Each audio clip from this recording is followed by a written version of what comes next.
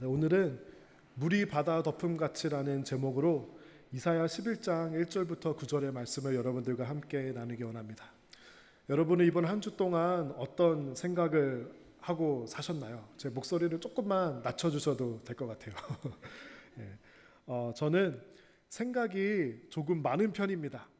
한 가지 주제에 대해서 집중해서 골몰하게 생각하며 며칠씩 보내고는 하는데요.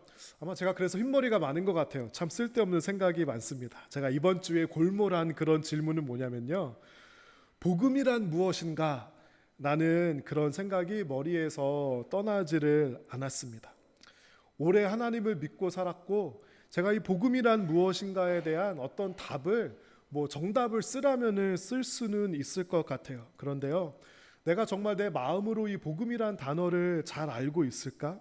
내가 정말 마음으로 공감되면서 다른 사람들에게 복음은 이것입니다 라고 그렇게 아주 자신감 있게 내 삶의 모든 것을 걸고 말할 수 있을까라는 그런 생각이 끊임없이 들었습니다. 그래도 제가 목사인데 누가 저에게 복음이 무엇인지 아십니까? 라고 물어보면은 정답 비슷한 것 정도는 말할 수 있을 것 같아요. 그런데요, 만약에 이런 상상을 해봤어요. 제가 천국에 딱 들어가기 전에 이 천국 문에 다 닫아놨습니다. 이제 천국에 거의 다 왔어요. 너무 마음이 기뻐요. 그런데 예수님께서 거기 딱 천국의 문 앞에 계시면서 거의 다 왔는데 내가 너한테 퀴즈를 하나 줄게. 이 퀴즈에 맞추면은 천국에 들어갈 수 있고, 퀴즈를 맞추지 못하면 너는 못 들어가. 정답을 맞출 때까지. 예수님께서 저를 바라보시면서 너는 너가 그렇게 말하던 복음이 무엇이라고 생각하니? 라고 딱 물으셨을 때 여러분 어떻게 예수님께 대답을 할 수 있으실 것 같습니까? 제가 이 복음이 무엇인가를 요즘 유행하는 챗 GPT에도 물어보기도 했습니다. 그런데요, 이게 어떤 교과서에 나오는 답이 아니라 챗 GPT에 나오는 답이 아니라 정말 제 삶과 제 마음과 제 믿음을 통해서 이렇게 통과해서 나온 그런 답을 예수님께 그렇게 말씀드리고 싶습니다. 오랜 고민 중에 실마리가 하나 풀렸는데요. 그 실마리는 바로 예수 그리스도였습니다. 예수 그리스도의 삶, 그가 하신 말씀이 아마 복음이 아닐까. 더 구체적으로는 예수 그리스도를 통해서 우리에게 열어주신 구원과 속죄, 이것이 복음이구나 하는 생각을 가지게 되었습니다. 그러므로 복음적인 삶을 산다는 것은 예수 그리스도와 더 가깝고 그와 충만한 삶을 사는 것이구나 하는 것을 깨닫게 되었습니다. 오늘 본문 첫 부분에 예수 그리스도에 대한 이사야의 예언으로 시작되는데요. 오늘 본문이 참 너무 소중하고 반가웠습니다. 오늘 본문은 참 주옥 같은 말씀이 많은데요. 여러분께서 이 말씀들을 놓치지 않고 마음에 잘 새겨놓으셨으면 좋겠습니다. 우리 1절과 2절 다 같이 읽어볼까요? 이새의 그루터기에서 한 싹이 나며 그의 뿌리에서 한 가지가 나와 열매를 맺을 것이다.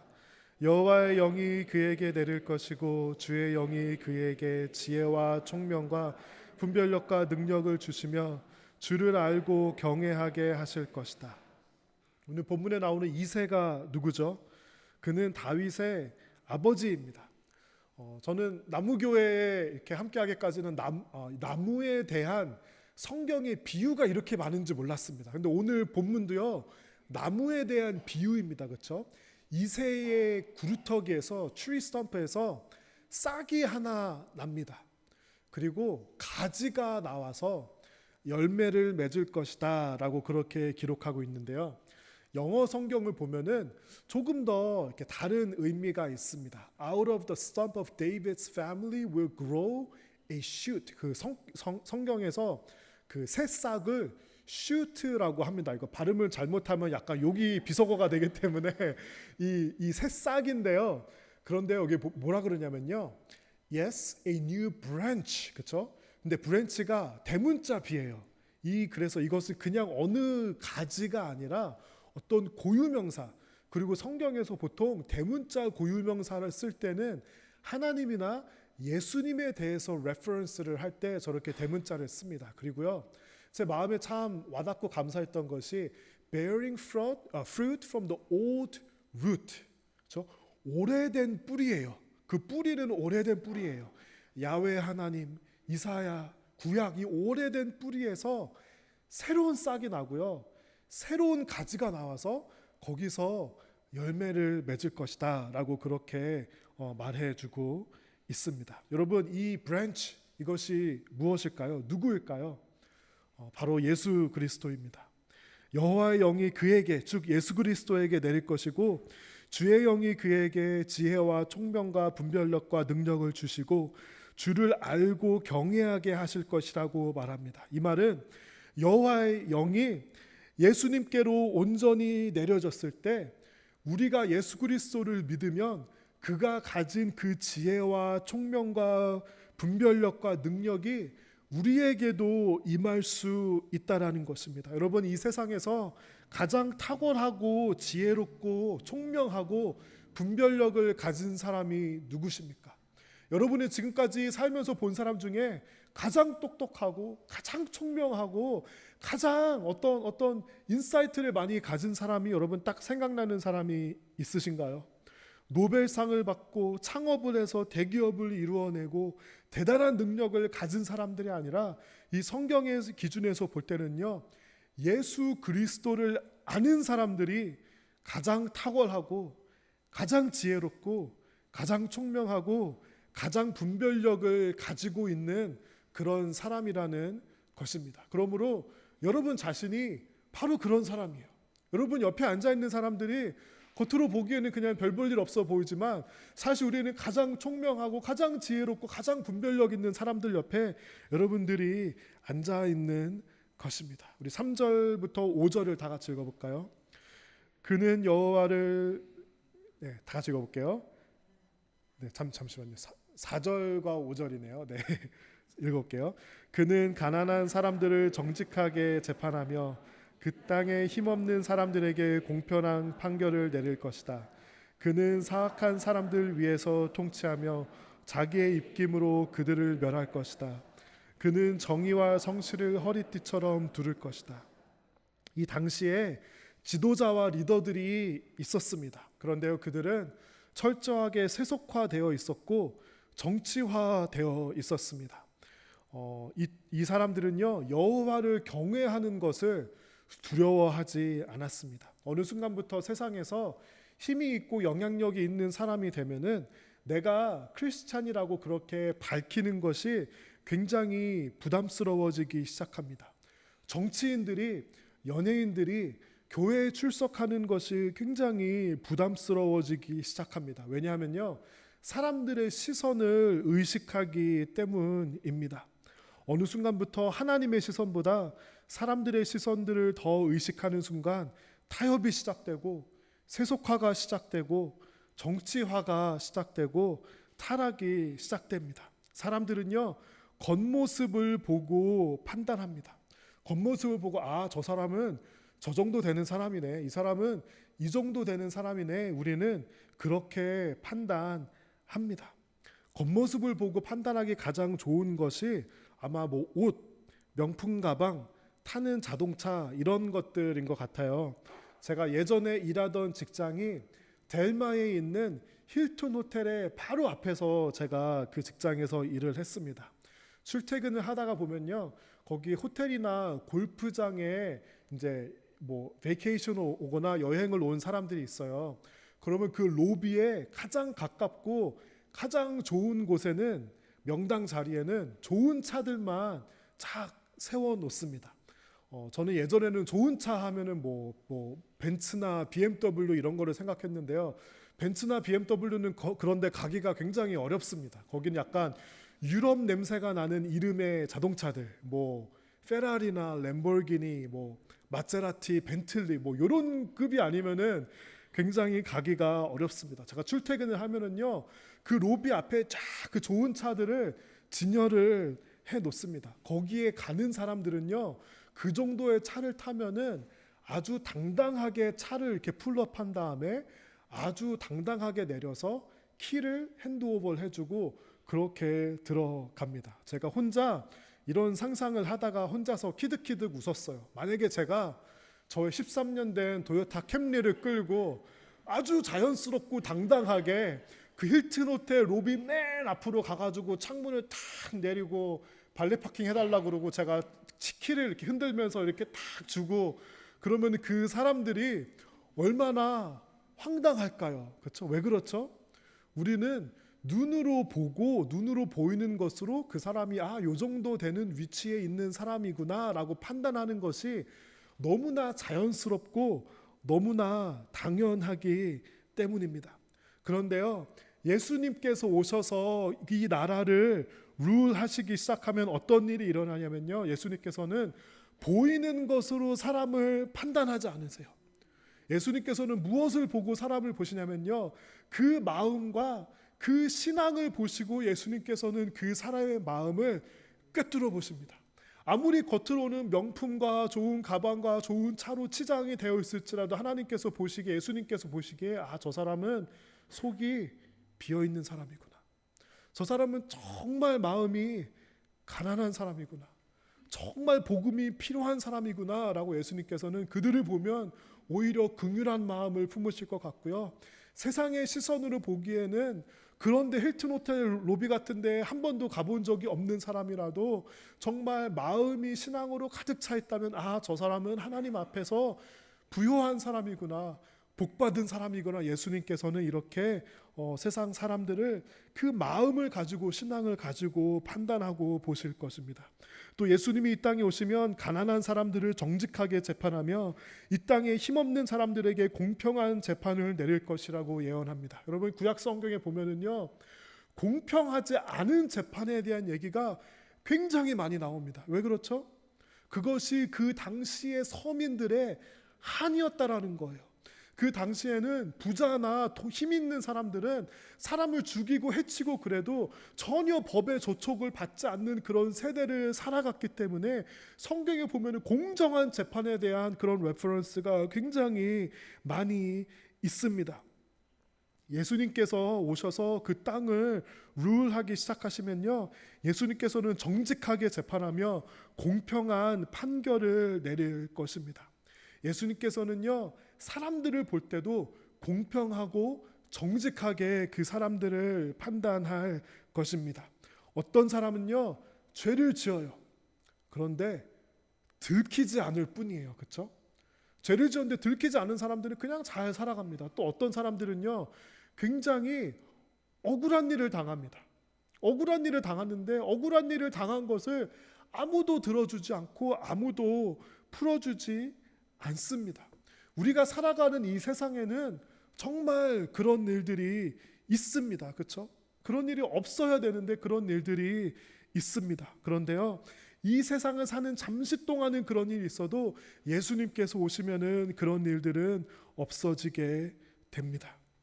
예수님께서는요, 우리 모두를 공평한 잣대로 저지하시고 우리를 판단하실 것입니다. 저는 이런 상상을 한번 해봅니다. 나중에 이제 제가 이 땅에서의 생을 마감한 다음에 예수님을 만납니다. 그런데 딱 가보니까 재판장 같은 곳이에요. 재판소 같은 곳이에요. 법원 같은 곳에 예수님께서 판사의 자리에 앉아 계십니다. 그리고 우리를 프로세큐트하는 프로세큐터가 있습니다. 아마 사탄이 있을 수도 있겠죠. 그래서 저 사람이 스캇이 얼마나 많은 죄를 저질렀는지 아십니까? 하고 저의 잘못된 것을 다 드러냅니다. 그런데 예수님께서 성도를 판단하는 기준은 한 가지입니다. 그 한 가지가 무엇이죠? 예수님의 보혈이 우리를 덮고 있는가, 덮고 있지 않는가. 그렇죠? 그것을 가지고 하나님께서는 공평한 판단을 하실 것입니다.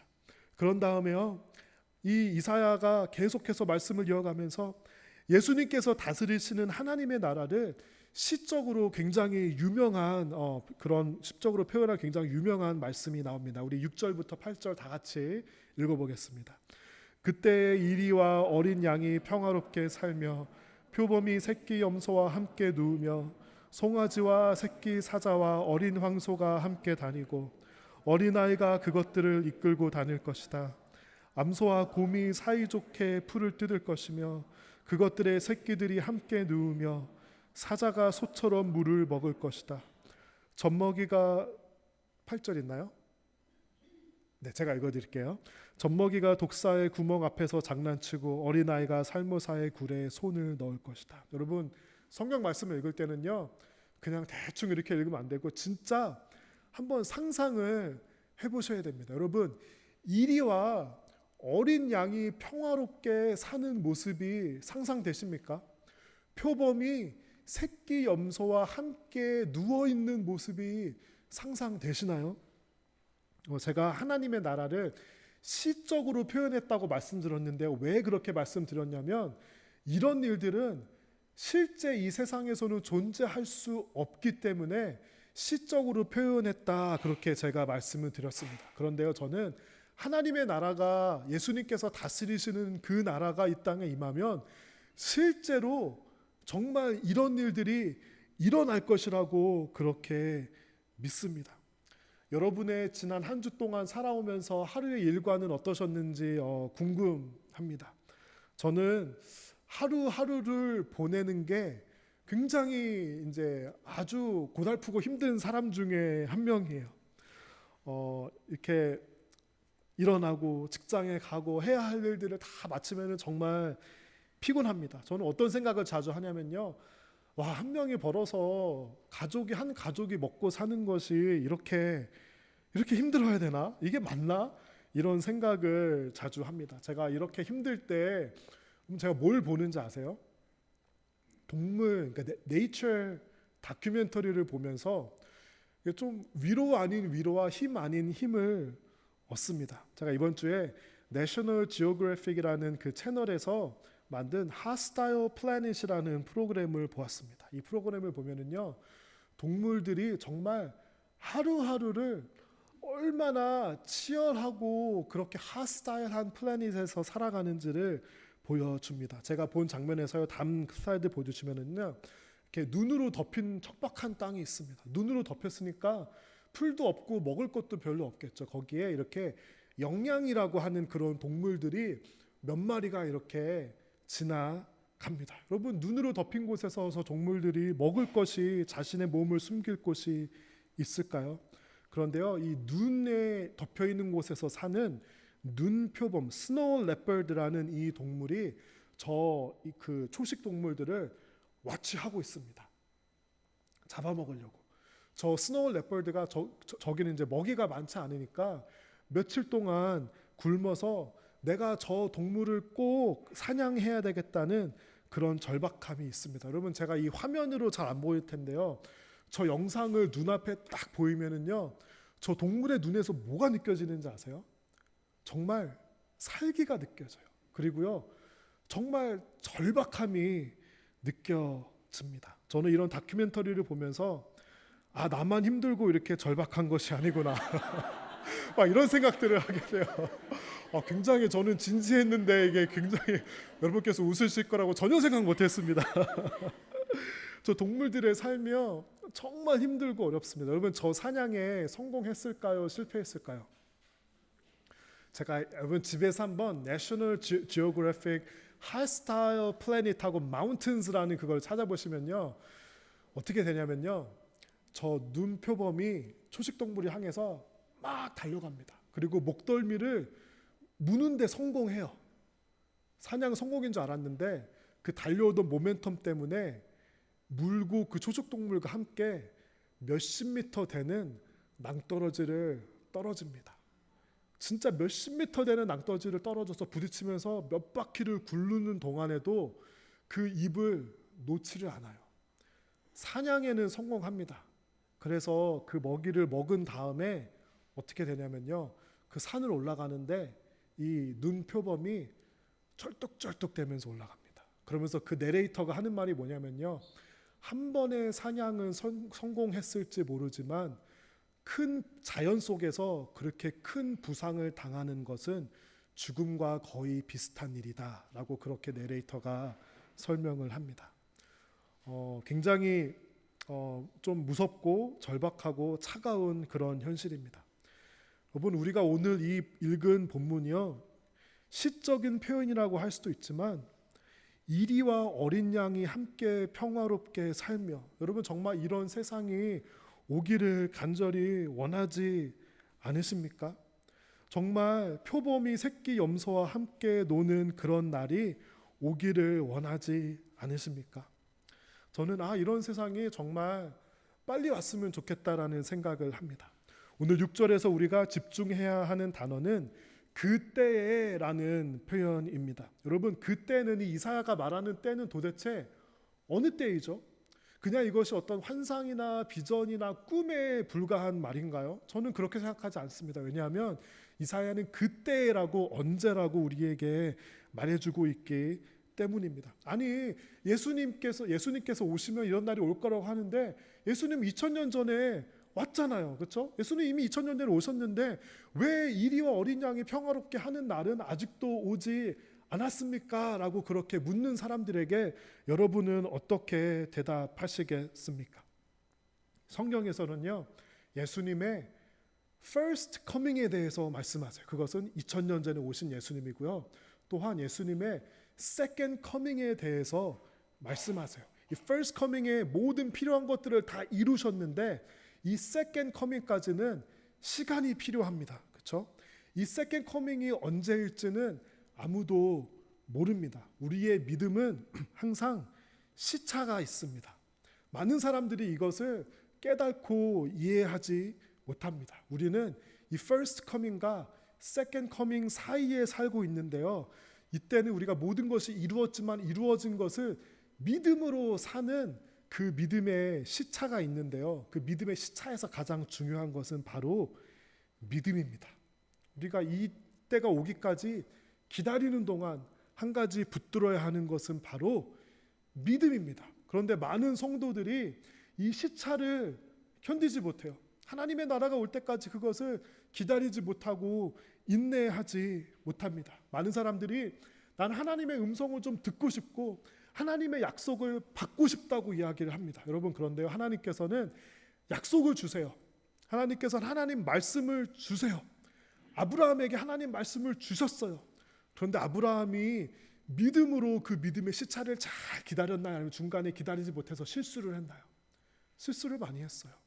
하나님께서 우리에게 음성을 들려주시는 것도 중요하지만 들려주신다면 여러분 그것을 가지고 믿음으로 그 시차를 이겨낼 그 믿음이 여러분에게는 과연 있으십니까?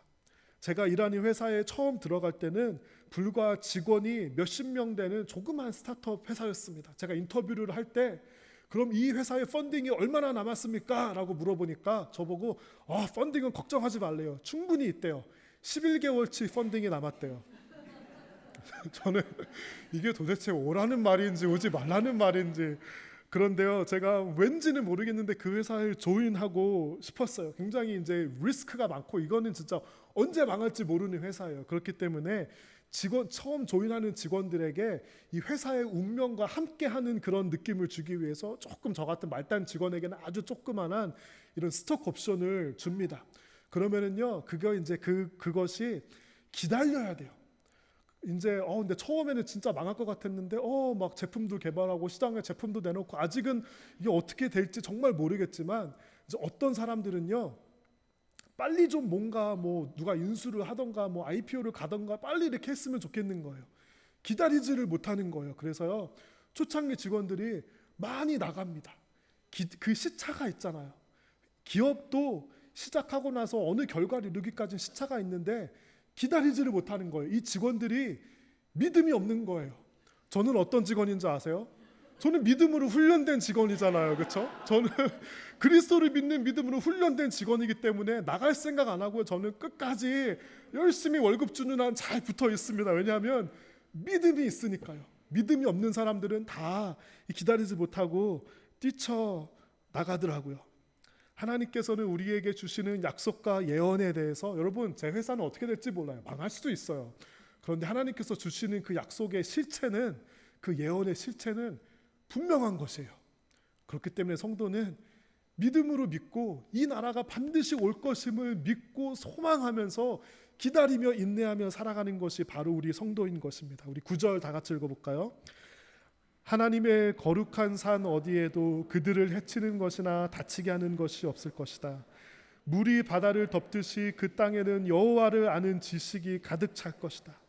그날이 오면 물이 바다를 덮음 같이 그 땅에 여호와를 아는 지식이 가득 찰 것이다 라고 그렇게 이사야가 고백을 합니다. 우리는 라호야에 가서 바다를 보면 여러분 어떤 생각을 하십니까?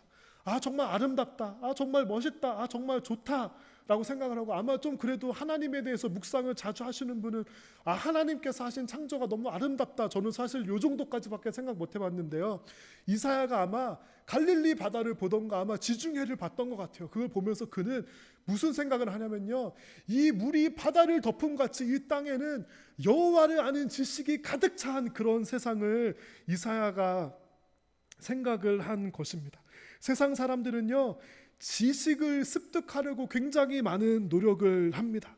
지식을 습득하기 위해서 대학교도 가고 대학원도 가고 요즘은 자기 개발을 한다고 평생 그렇게 지식을 습득합니다. 그런데요, 하나님의 지식을 아는 그 일에 대해서 정말 관심을 기울이고 그렇게 하는 사람은 별로 없습니다. 제가 이제 북클럽들이 맞춰지고 이제 볼리비아 선교를 갔다 온 다음에 바이블 스터디를 하나 열려고 생각을 하고 있습니다. 그런데요, 제가 두려움이 무엇이냐면요, 이것도 신청 아무도 안 하면 어떡하지? 여호와를 알려고 하는 이 지식에 아무도 열심히 없으면 어떡하지? 라는 그런 두려움이 듭니다. 그러니까 제가 광고하면 꼭 신청해 주세요. 여러분, 우리가 중고등부 수련회를 했는데도요, 제가 그 기도한 것이 무엇이냐면, 하나님, 그 중고등학생들 가운데 여호와를 아는 지식이 그 수련회에 가득 차게 해주세요. 그렇게 기도를 합니다. 볼리비아 선교를 한 주 앞두고 있습니다. 아까 말씀드린 것처럼 볼리비아를 가는 게 생각보다 너무 쉽지가 않습니다. 저는 이 비용이 그렇게 많이 들지 몰랐고요, 가는 시간도 그렇게 많이 걸릴지 몰랐고, 예방 접종을 해야 되는지도 몰랐어요. 그런데 그 옐로우 피버 예방 접종을 해야 되는데요, 옐로우 피버 예방 접종이 보니까 보험이 안 되더라고요. 그래서 제가 220불을 주고 저기 워그린스에 가서 예방 접종도 하고요, 주사가 생각보다 너무 아파서 속상했습니다. 그리고요, 비자가 뭐 남미 국가 중에 비자가 없이 갈 수 있는 국가가 있는데 또 볼리비아는 비자가 필요한 국가입니다. 그래서 또 비자 내는 비용도 다른 나라는 뭐 30불인데 미국 시민은 160불인가 막 그렇대요. 왜 그런지 모르겠어요. 대사관에 아무리 전화를 해도 전화를 받지 않습니다. 웹사이트에 가서 이거를 신청을 해도 웹사이트 번역도 제대로 잘 안 돼 있고요. 제가 어렵게 하루 휴가를 내고 LA에 있는 볼리비아 컨슐렛에 갔다 왔습니다. 갔는데 이 컨슐렛을 찾을 수가 없어요. 거기에 네임플레이트에 볼리비아 대사관이라고 써 있지도 않고요, 문은 잠겨 있습니다. 잠겨 있는 문을 억지로 막 이렇게 하니까 누가 옆에서 문을 열어주고 아무도 저에게 안내해 주지도 않습니다. 제가 그곳에 가서요, 서류를 다 준비해 가고 다 프린트해 갔는데요, 한 가지 서류가 미비하다고 해서 퇴짜를 받아서 LA에 가서 아무것도 하지 못하고 육개장 한 그릇 먹고 그냥 내려왔습니다. 여러분, 또 내려와서 또 알아보니까요, 거기가 전 전혀 몰랐어요. 해발 11,000피트라고 합니다. 11,000피트면은요 4,000m인데 거기는 고산증이 올 수가 있다 그래요. 제 불길한 느낌으로는 제가 아마 고산증에 걸릴 것 같아요. 여러분, 그런데요, 이게 이렇게 가기가 어려울 수가 있나? 산 넘어 산이라고 하죠. 그런데 이거는 어떤 하나님의 음성은 아니고 제 개인적으로 그냥 드는 마음과 생각이에요. 이게 산 넘어 산일수록 마음이 이게 맞다, 여기는 꼭 가야 된다, 이게 어려울수록 가야 된다라는 생각이, 그런 마음이 자꾸 드는 거예요. 자꾸 긍정적으로 생각하게 되는 거예요. 비자가 이게 받기가 어려운데 여러분, 긍정적인 마음이 드니까 어떤 마음이 드는지 아세요? 비자 한 번 받으면요 10년 동안 그게 유효하대요. 전 앞으로 이거 이렇게 어렵게 받았으니까 10년 동안 갈 거고요, 옐로우 피버 주사 받으면은 10년 동안 주사 안 맞아도 된대요. 한 번만 고생하면은 이렇게 이제 볼리비아를 내 집처럼 그렇게 들락날락 할 수 있겠구나라는 생각이 여러분 듭니다. 어떤 생각이 드냐면요, 이렇게 힘들고 어려우면은 아마 거기에는 선교팀이 그만큼 적게 올 거야. 고산증이 있는 곳이면 아마 그만큼 다른 해외에서 복음을 전하러 그곳에는 아마 더 그만큼 적게 올 거야. 그렇기 때문에 내가 가야지. 그것이 아마도 모르겠어요. 이게 하나님께서 주시는 마음, 제가 뭐 가서 고산병으로 막 쓰러지고 이럴지도 모르겠지만 제 생각에는 아마 자꾸 가야 될 것 같아요. 여러분, 여호와를 아는 지식이 물이 바다를 덮음 같이 온 땅을 덮는 그 환상을 이사야가 본 것입니다. 여호와를 아는 지식이 여러분의 가정을 다 덮고, 여러분의 한국에 있는 친척을 다 덮고, 이 샌디에고를 덮고, 볼리비아를 덮고, 물이 바다를 덮음 같이 5대 6대주가 모두 다 여호와를 아는 지식으로 충만할 때까지는, 우리는 그날이 올 때까지 그 지식을 전달하는 일을 멈추어서는 안 되는 그런 소명을 가진 성도인 것을 여러분 믿으시기 바랍니다. 그래서 이리와 양이 뛰노는 그날이 올 때까지, 물이 바다를 덮음같이 하나님을 아는 지식이 온 땅에 충만해지기까지 우리는 어떤 사람이냐면요, 여호와의 길을 준비하는 사람입니다. 우리 누가복음 3장 4절 다 같이 읽어볼게요. 우리 한글 또 영어로 같이 읽어봤으면 좋겠습니다. 이것은 예언자 이사야의 책에 기록된 대로입니다. 광야에서 외치는 사람의 소리가 있다. 주님의 길을 예비하여라. 그분의 길을 곧게 하여라. Isaiah had spoken of John when he said, He is a voice shouting in the wilderness, prepare the way for the Lord's coming, clean the road for him. 여러분, 그때가 올 때까지 낭망하지 마시고요, 믿음을 가지고 인내하며 그 시차 가운데 기다리시며 주님의 길을 예비하는 그런 저와 여러분들이 되시기를 주님의 이름으로 축원합니다. 우리 다 함께 일어나서 우리 물이 바다 덮음 같이